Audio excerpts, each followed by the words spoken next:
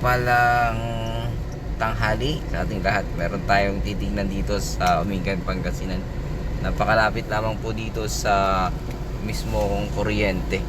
Ayan, kuryente. Meron na din ditong internet. Nakita ko meron.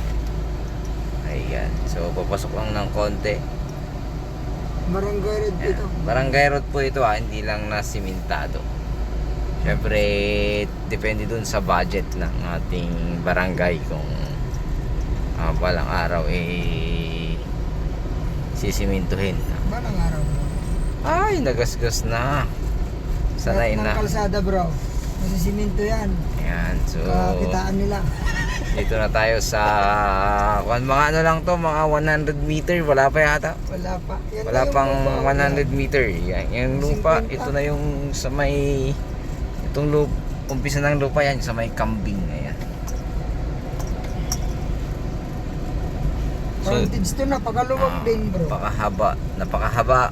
Napakalo. Yan, nabili na oh. Ayan, nabili na ko yung katabi niya. Nabili ng ayan, Tagabagyo. ito yung umpisa. Ayan. Mas lalo.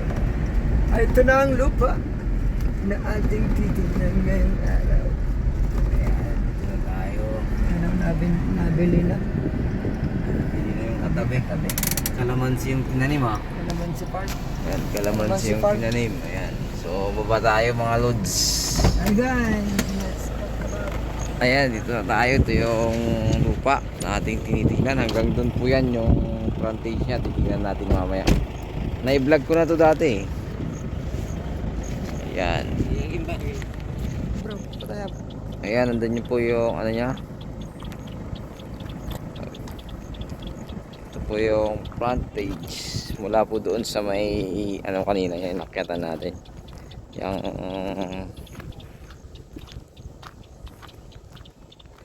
so frontage ito napakahaba. Ang haba nito. Wala tayong magiging problema.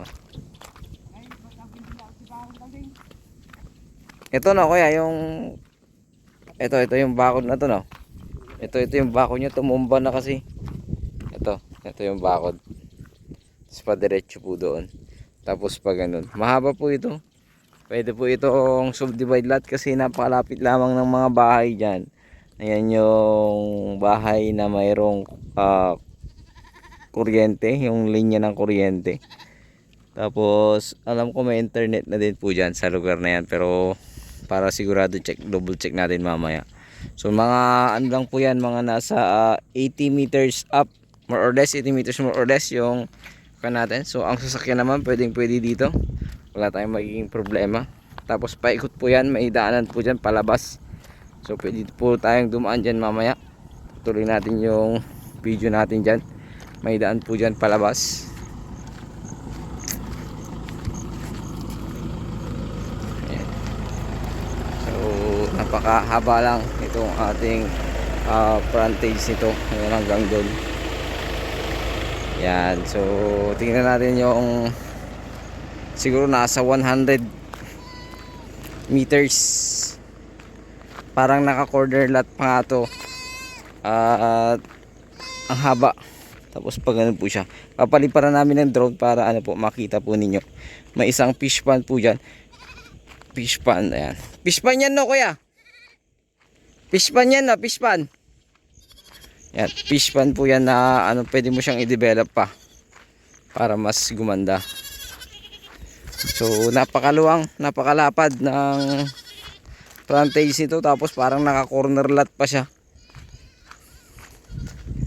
Na i-vlog ko na to dati pero binalikan natin dahil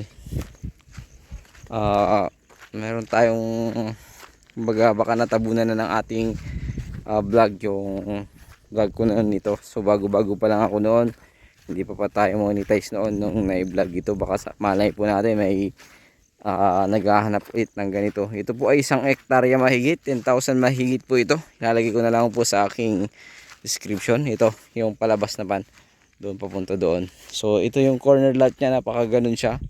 So itong corner lot niya rito napakahaba din. Hanggang doon siguro nasa 50 meters din po ito yung frontage niya dito sa corner lot niya. Pag ganun po siya, 100 meters yan mahigit. So napakaganda po itong area na ating tinitingnan dito sa bayan ng Umingan, Pangasinan. So ang sukat nga lang nito ay 1 hektarya lang mahigit. Kunting-kunti lang yung higit nito. Siguro titingnan natin kung ano. So ang presyo nga lang nito ay 150 pesos per square meter. Sagot mo nila ay capital gain tax. At syempre yung amilyar sa bayan. Kung meron po silang hindi nabayaran. So ayan, ganyan po yung itsura. Hanggang dyan po sa may sampalok na yan. Tapos pag ganun po siya doon sa may sasakyan, doon sa baba noon, yun po yung frontage po na ating tinitingnan dito sa bayan ng Umingan, Pangasinan. So ulitin ko po, ito po ay may sukat na 1 hektarya mahigit. At ang presyo nga po nito ay 150 pesos per square meter. Sagot po nila ang capital gain tax. At yung transfer naman po, pwede po namin kayong tulungan sa pag-transfer, basta sagot nyo po yung sa transfer. So ayun, sana magustuhan nyo po ito dito sa bayan ng Umingan, Pangasinan. At napakalapit lamang sa kuryente, malapit lamang po, mga 100 meters sabi mo na, pero wala pa pong 100 meter, napakaano po. So naka corner lot siya, 50 meters dito sa corner niya dito sa dulo, tapos yung along barangay road po niya ay nasa 100 meters po mahigit. Sana po magustuhan nyo po ito, pakitawagan nyo po ako agad sa aking numero na nakalagay po sa screen, at paki-message po ako sa aking messenger. Pakipalo na rin po ang aking Facebook account, Joel Quaresma Vilmoro. Muli maraming salamat po. Diyos po ang bahalang magpala po sa inyo lahat. God bless you all.